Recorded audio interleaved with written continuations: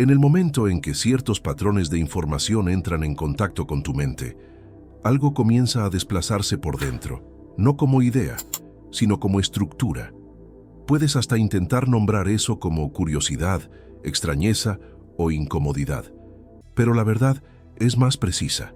Tu cerebro reconoce que algo ya no cabe en el modelo que sostenía tu percepción del mundo. Y cuando eso pasa, no hay elección consciente involucrada. Hay un proceso, silencioso, inevitable. Las redes neuronales comienzan a tensionarse, los viejos presupuestos pierden adherencia, y aquello que antes parecía sólido empieza a presentar grietas sutiles, casi imperceptibles, pero irreversibles. No es una revelación mística ni metáfora poética. Es una reorganización real, un reinicio que no pide permiso, simplemente ocurre cuando la verdad correcta encuentra la mente en el punto exacto de maduración. Observa, respira, reconoce. No llegaste aquí por casualidad, y lo que está a punto de atravesar tu conciencia no fue hecho para confortar, sino para reconfigurar. Si algo dentro de ti reconoció esta transmisión, no interrumpas el flujo ahora. Permite que el campo siga operando. Sostén este punto de contacto. Suscríbete, señaliza tu presencia. Deja una huella consciente en este espacio. No como apoyo externo, sino como una marca interna. El instante en que estuviste lúcido frente al umbral. Existe una función primordial del cerebro que raramente se cuestiona. Preservar coherencia interna. No verdad, no expansión, no iluminación. Coherencia. Desde los primeros años de vida, tu mente construye modelos internos para predecir el mundo, reducir la incertidumbre y mantener estabilidad. Esos modelos no son neutrales, se convierten en la propia realidad que experimentas. El conflicto comienza cuando una información surge y no puede ser asimilada sin destruir el modelo entero. En ese punto, el cerebro no pregunta si aquello es verdadero. Pregunta si aquello amenaza la sobrevivencia simbólica del sistema que mantiene todo en orden. Y la respuesta, casi siempre, es sí. Por eso es que ciertas verdades provocan reacciones físicas antes incluso de cualquier argumento racional. Un apretón en el pecho, una tensión en la mandíbula, un impulso de rechazo. No es ignorancia, no es falta de inteligencia, es neurología. La mente entra en estado de defensa, porque reconocer esa información exigiría desmontar mapas internos que sostienen identidad, decisiones, memorias y hasta vínculos emocionales. No estás resistiendo la idea, estás resistiendo el colapso de quién crees ser. Cuando una verdad profundamente incompatible atraviesa el campo perceptivo, el cerebro entra en disonancia. Las redes neuronales que antes operaban en armonía comienzan a emitir señales conflictivas. Nada encaja, nada cierra. Y el sistema diseñado para la estabilidad es forzado a elegir entre dos caminos igualmente incómodos: ignorar la verdad o reorganizarse en torno a ella. Es aquí donde la mayoría retrocede. No por cobardía, sino por autopreservación neural. El cerebro prefiere mantener una ilusión coherente a enfrentar una verdad desorganizadora. Pero cuando el retroceso ya no es posible, cuando la información se repite, resuena y encuentra fisuras acumuladas a lo largo del tiempo, algo diferente pasa. Las antiguas conexiones comienzan a debilitarse. Aquello que era obvio pierde fuerza. Lo familiar se vuelve extraño.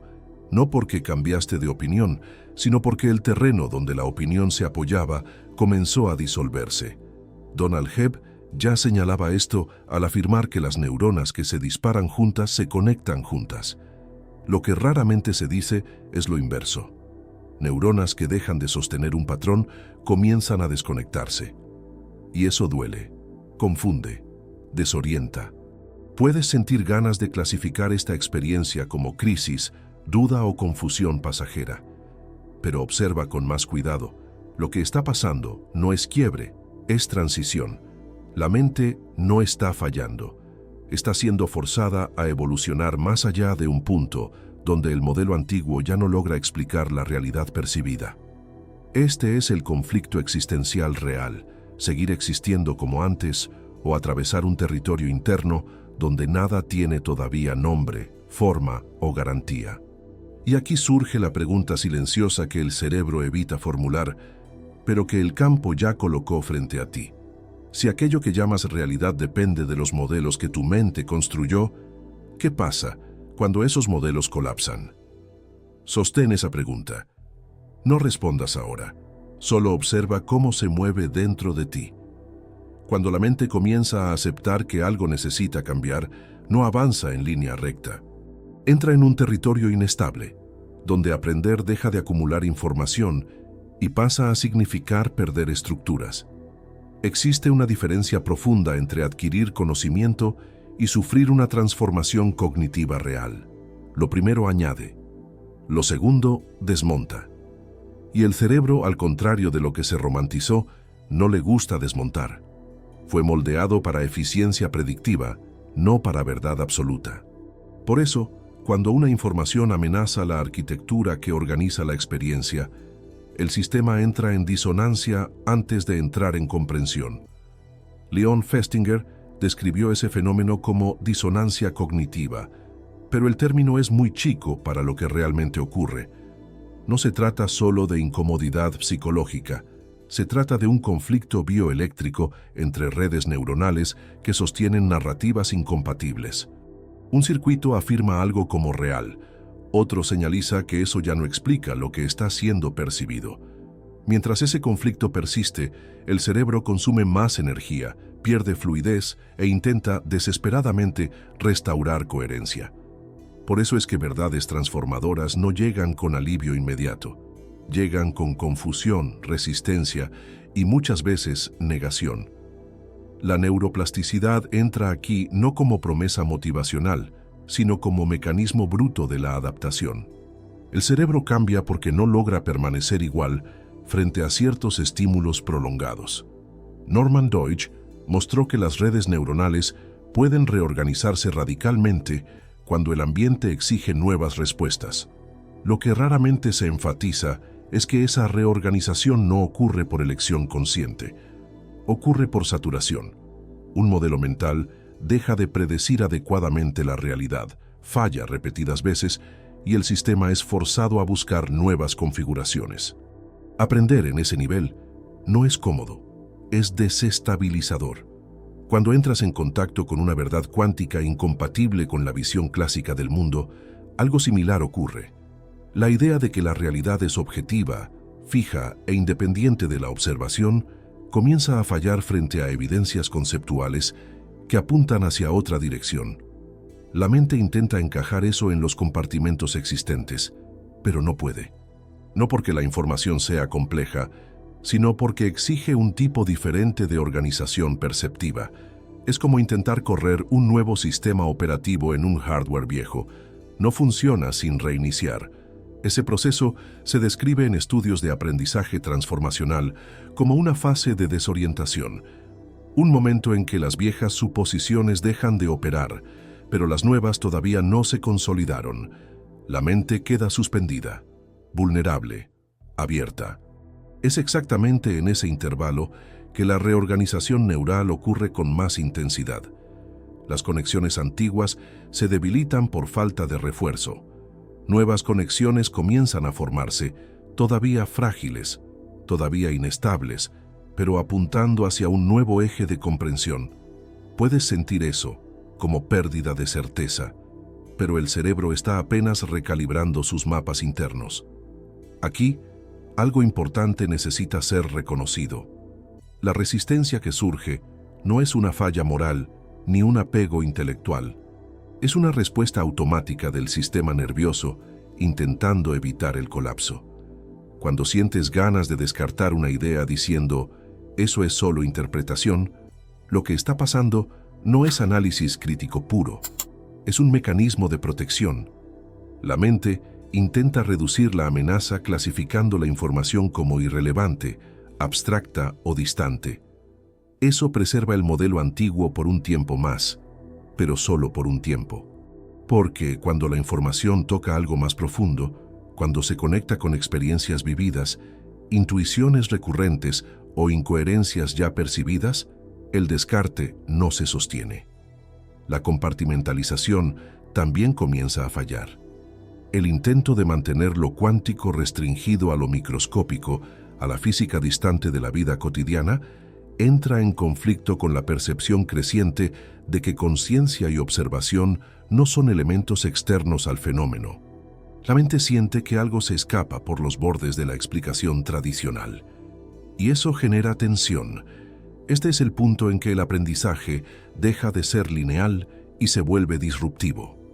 El cerebro no añade una nueva creencia al conjunto existente. Necesita reorganizar la forma en que organiza creencias. Presupuestos implícitos, como la separación entre sujeto y objeto, comienzan a perder solidez. No porque alguien te convenció de eso, sino porque el modelo anterior ya no logra explicar lo que está siendo percibido como posible. El sistema entra en estado de reconfiguración. Respira. Observa ese movimiento interno. Reconoce que confusión aquí no es señal de error, sino de transición. La mente está atravesando un punto donde la estabilidad antigua no puede ser mantenida sin distorsión excesiva. Y el cerebro, cuando es forzado a elegir entre distorsionar la realidad o reorganizarse, eventualmente elige reorganizarse. No por virtud, sino por eficiencia. La pregunta que comienza a emerger, silenciosa, ya no es ¿esto es verdad?, sino ¿qué en mí necesita cambiar para que esto tenga sentido? Esa pregunta no pide respuesta inmediata, solo indica que el proceso ya comenzó, y una vez iniciado, no vuelve al estado anterior. Antes de avanzar, observa con honestidad. ¿Qué parte de ti todavía intenta encajar todo en los mismos modelos de siempre? ¿Dónde surge la resistencia automática, el impulso de reducir, explicar demasiado o alejar la idea hacia un territorio seguro? No luches contra eso, solo percíbelo, porque aquello que logras observar sin rechazar ya comenzó a perder el control silencioso que ejercía sobre tu percepción. En algún punto de ese proceso, algo cambia de eje. Hasta aquí, la mente todavía intenta preservar la antigua estructura, ajustando conceptos, creando excepciones, suavizando implicaciones. Pero llega un momento en que esa estrategia falla, no porque falte inteligencia, sino porque la propia base sobre la cual el pensamiento se organiza comienza a volverse inestable. El giro pasa cuando percibes, no como idea, sino como sensación interna, que el problema no está en el contenido de la verdad que surgió. Está en la posición desde donde siempre observaste la realidad. Durante mucho tiempo, aprendiste a percibirte como un observador separado, un punto fijo mirando hacia un mundo externo, objetivo, sólido. Ese modelo parece intuitivo porque fue reforzado desde la infancia, por el lenguaje, por la cultura y por la ciencia clásica. Pero cuando el campo cuántico entra en la ecuación, esa separación comienza a presentar fallas conceptuales profundas. En la mecánica cuántica no existe fenómeno sin observación. No existe realidad definida antes de la interacción. Existe potencial, probabilidad, superposición. Y eso no es metáfora, es estructura. Aquí la tensión aumenta porque algo incómodo se impone. Si no hay observador separado de lo observado, entonces el yo que cree ser ya no ocupa una posición neutral fuera de la realidad. Está implicado, entrelazado, participando del proceso que da origen a la experiencia. La interpretación de Copenhague ya señalaba eso al sugerir que la función de onda no describe lo que la partícula es, sino lo que puede pasar cuando hay una interacción de medida. Antes de eso, no hay hecho definido. Hay posibilidades coexistiendo. Este es el punto donde la mente intenta retroceder con más fuerza, porque si la frontera entre sujeto y objeto es ilusoria, entonces la identidad que se sostenía en esa frontera comienza a vacilar. El yo separado, observando un mundo independiente, surge como un efecto tardío del colapso observacional, no como su causa. En otras palabras, no estás viendo la realidad pasar. Estás emergiendo junto con ella, instante tras instante, como resultado del mismo proceso, La tensión crece porque esa percepción amenaza algo muy profundo, la idea de control basado en distancia. Si estoy separado, puedo analizar, predecir, proteger. Si formo parte del fenómeno, esas garantías desaparecen. La realidad deja de ser un escenario y pasa a ser un acontecimiento del cual participas sin poder retirarte completamente. No hay tribuna, no hay punto neutral, solo involucramiento. Los paralelos con filosofías no duales comienzan a surgir aquí, no como creencia espiritual, sino como convergencia conceptual. El Advaita Vedanta y ciertas vertientes del budismo ya afirmaban hace siglos que la separación entre observador y mundo es una construcción mental. Lo que la física cuántica hace es llegar a una conclusión estructuralmente similar por otro camino. No hay dos. Hay un proceso único manifestándose como experiencia, conciencia y materia simultáneamente. Esa comprensión no llega con claridad serena. Llega como vértigo, porque si la realidad concreta surge del colapso de probabilidades en la actualidad, entonces aquello que llamas solidez es un efecto posterior, una narrativa estabilizada después del evento. La decoherencia cuántica, descrita por Sej y profundizada por Zurek, explica cómo sistemas cuánticos aparentan volverse clásicos al interactuar con el ambiente. Pero aparentar es la palabra clave. La solidez no es fundamental, es emergente. En ese punto, la mente siente que algo esencial está escapando. Ya no es solo sobre aprender algo nuevo, es sobre perder el piso perceptivo. La pregunta silenciosa deja de ser ¿cómo funciona esto? Y se transforma en ¿quién soy yo si esto es verdad? Esa pregunta no busca respuesta intelectual, genera tensión porque apunta hacia una identidad construida sobre presupuestos que ahora parecen contingentes, no absolutos. Observa cómo el cuerpo reacciona a esta idea. Tal vez haya un impulso de alejamiento, un cansancio repentino, ganas de cambiar de tema internamente. Eso no es coincidencia. Es el sistema intentando interrumpir la escalada de la inestabilidad. Pero el campo ya fue activado. El giro narrativo pasó en el momento en que percibiste que no estás solo observando esta verdad. Estás incluido en ella. Y eso lleva a un umbral inevitable. Si observación y realidad no son separables, entonces observar nunca fue un acto pasivo. Siempre fue participación. Siempre fue involucramiento directo en lo que se vuelve real en la experiencia. Esa percepción prepara el terreno para algo todavía más incómodo, que comienza a insinuarse ahora. Si participas del colapso, incluso sin saberlo, ¿qué papel jugó siempre tu atención en aquello que viviste? No respondas todavía. Solo permite que esa tensión se instale, porque es exactamente ella la que indica que el antiguo punto de observación ya no sostiene más la experiencia como antes. Cuando esa percepción comienza a acomodarse, algo cambia en el tono de la experiencia interna. La tensión conceptual se transforma en una sensación más íntima, casi silenciosa, como si estuvieras recordando algo que nunca fue plenamente consciente. La idea de que observar es participar deja de ser solo una implicación lógica y pasa a ser sentida en el cuerpo, en la forma en que la atención se mueve, en la manera en que ciertos eventos parecen alinearse en el momento exacto en que los reconoces. No como milagro, sino como coherencia emergente. En la física cuántica, el acto de observar no revela un estado preexistente, contribuye a la actualización de una posibilidad en experiencia concreta. Experimentos como la doble rendija, la elección retardada de John Wheeler y el llamado Quantum Eraser dejan claro que el resultado no está totalmente definido hasta que la información sobre el camino sea o no registrada. Eso no significa que la mente humana crea partículas con pensamientos. Significa algo más sutil y más perturbador. La realidad experimentada depende del contexto de observación, y ese contexto incluye al observador como parte inseparable del sistema. En algún nivel, siempre lo supiste, no como teoría, sino como sensación difusa de que ciertos encuentros, decisiones o cambios internos no pasaron por casualidad, Ahora, esa intuición comienza a ganar estructura. La mayor parte del colapso ocurre fuera de la conciencia deliberada, guiada por hábitos atencionales, creencias implícitas y patrones emocionales que operan en el fondo de la percepción. Aún así, la atención consciente ejerce influencia, no como control absoluto, sino como inclinación de probabilidades.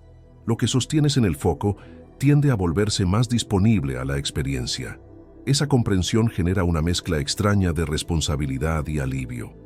Responsabilidad, porque se vuelve difícil sostener la idea de que eres solo víctima de un mundo externo indiferente. Alivio, porque ciertas repeticiones de tu vida comienzan a tener sentido como expresiones de un patrón, no como castigos aleatorios. La realidad deja de ser un conjunto de eventos desconectados y pasa a presentarse como un campo responsivo, sensible a la forma en que la conciencia se involucra con él. Aquí, la conexión emocional se profundiza porque esa percepción toca algo existencial. Si observar es participar, entonces nunca estuviste fuera del flujo, nunca estuviste excluido, nunca estuviste al margen de lo que se manifiesta. Incluso en los momentos de confusión, inercia o aparente estancamiento, tu atención estaba modulando el campo de posibilidades disponibles a la experiencia. Esto no es una promesa de poder ilimitado, es un reconocimiento de involucramiento inevitable. Lo que vuelve esa idea emocionalmente intensa no es la noción de co-creación en sí, sino la constatación de que la mayor parte de esa participación siempre ocurrió de forma inconsciente. La mente comienza a revisitar memorias antiguas bajo otra luz, decisiones que parecían accidentales, encuentros que cambiaron trayectorias, pérdidas que redireccionaron caminos, no como destino rígido, sino como patrones emergentes de interacción entre atención, contexto y posibilidad. La sensación es menos de control y más de pertenencia a un proceso mayor que siempre estuvo en movimiento. Esta es la fase en que el campo deja de parecer abstracto y comienza a hacer sentido como presencia. No una entidad externa, sino una dinámica viva que observa junto contigo. La conciencia no está aislada dentro del cráneo, mirando hacia afuera. Se extiende, se mezcla, se actualiza en el propio acto de percibir. Y eso genera una sensación de destino suave, no impuesto, sino reconocido. Como si ciertas experiencias necesitaran pasar para que esta comprensión emergiera ahora, en este punto específico de tu trayectoria. Respira. Observa la forma en que esa idea resuena. Tal vez surja una leve expansión en el pecho o un silencio interno diferente, menos ansioso. Tal vez surja miedo. Todo eso forma parte de la conexión. El campo no exige que te sientas cómodo. Solo se vuelve más evidente cuando la resistencia disminuye. Y la resistencia disminuye no por esfuerzo, sino por reconocimiento. Antes de avanzar, permítete una pregunta simple, sin intentar responderla completamente. Si tu atención siempre participó de lo que se volvió real en tu experiencia, incluso sin que lo percibieras, ¿qué cambia en la forma en que miras el presente ahora? Deja esa pregunta abierta. Es un portal, no una conclusión. Es aquí donde la mente, ya tensionada, encuentra su último punto de resistencia. Ya no más conceptual, ya no más científica, sino existencial. Porque todo lo que fue revelado hasta ahora converge hacia un lugar inevitable. Si esta verdad cuántica es integrada, no hay forma de seguir percibiéndote a ti mismo y a la realidad de la misma manera. Y es exactamente eso lo que el sistema intenta evitar, no por maldad, por autopreservación. La primera resistencia surge como descarte intelectual. La mente intenta reducir todo a interpretaciones, metáforas elegantes, debates académicos distantes de la vida concreta. Eso está interesante, pero no cambia nada acá afuera. Esa frase no es neutral. Funciona como un amortiguador neural, impidiendo que la información atraviese el umbral entre concepto y experiencia. El cerebro intenta mantener la verdad confinada en un espacio seguro, donde no exige reorganización real. Observa cómo esa reacción puede surgir automáticamente, casi como un reflejo. La segunda resistencia es la compartimentalización, Lo cuántico queda restringido a lo microscópico, a los laboratorios, a las partículas subatómicas. La vida cotidiana permanece clásica, predecible, separada. Esa división ofrece alivio temporario, porque preserva el modelo antiguo de realidad en aquello que más importa emocionalmente. Pero comienza a fallar cuando percibes que conciencia, observación y experiencia no pueden ser aisladas en escalas arbitrarias. La frontera es conceptual, no estructural. La tercera resistencia aparece como miedo al solipsismo. La mente reacciona con pánico sutil a la idea de que si el observador participa del colapso, entonces nada es real fuera de la propia conciencia. Ese miedo surge porque el ego confunde participación con aislamiento absoluto. Pero esa interpretación es otra defensa. La no separación no implica que solo tú existas. Implica que la existencia es relacional, emergente, codependiente. Aún así, el miedo cumple su función, interrumpir la profundización antes de que la identidad necesite disolverse un poco más. La cuarta resistencia es la evitación de la responsabilidad. Si la observación participa de la manifestación, entonces ya no es posible atribuir todo al azar, al destino ciego o a fuerzas externas indiferentes. Eso no significa culpa, sino involucramiento. E involucramiento exige presencia, exige reconocer patrones repetidos, elecciones automáticas, hábitos atencionales. Para el sistema, es más cómodo creer que nada de eso importa, que eres solo llevado por los acontecimientos. Esa creencia protege, pero también aprisiona. La quinta y más profunda resistencia es la desestabilización existencial. Aquí no hay argumentos claros, solo una incomodidad difusa, un vacío temporario. ¿Quién soy yo sin esa separación? ¿Dónde termina mi identidad si no está fuera del mundo, observando de lejos? Esta fase se parece a una pequeña muerte simbólica. Thomas Kuhn describió algo similar en Cambios de paradigmas científicos. Antes de que la nueva estructura se consolide, hay un periodo de caos, donde lo antiguo no funciona y lo nuevo todavía no ofrece apoyo. A nivel interno, eso se siente como pérdida de piso. Este es el dilema real. No entre creer o no, sino entre atravesar ese intervalo de inestabilidad o retroceder hacia la familiaridad del modelo antiguo, incluso sabiendo que ya no explica todo. La mente quiere garantías antes de avanzar, pero transformaciones de ese tipo no ofrecen garantías, ofrecen coherencia posterior. Primero viene el colapso, después la reorganización. Observa con honestidad. ¿Cuál de esas resistencias sentiste más claramente a lo largo de ese proceso? No como juicio, sino como reconocimiento. Cada resistencia indica exactamente dónde la reorganización neural está intentando pasar.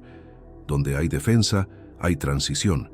Donde hay incomodidad, hay potencial de reconfiguración. La verdad cuántica que atravesó tu conciencia no pide aceptación inmediata.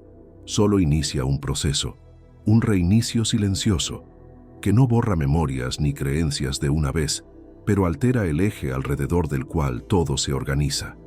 No necesitas decidir nada ahora, solo reconocer que algo ya se movió, que ciertas ideas no vuelven al estado anterior después de ser vistas desde ese ángulo. Respira. Observa el espacio interno que se abrió, aunque sea inestable. El campo no fuerza, no convence, no persuade. Solo se revela cuando la mente alcanza el punto exacto de saturación. Y si llegaste hasta aquí, no fue por curiosidad aleatoria, fue porque tus modelos internos ya estaban listos para fallar. La pregunta final no es si estás de acuerdo con esa verdad. Es más silenciosa, más profunda. ¿Qué en ti ya comenzó a reorganizarse desde que esa percepción entró en contacto con tu mente? No respondas con palabras, solo observa, porque ese movimiento, una vez iniciado, no se deshace.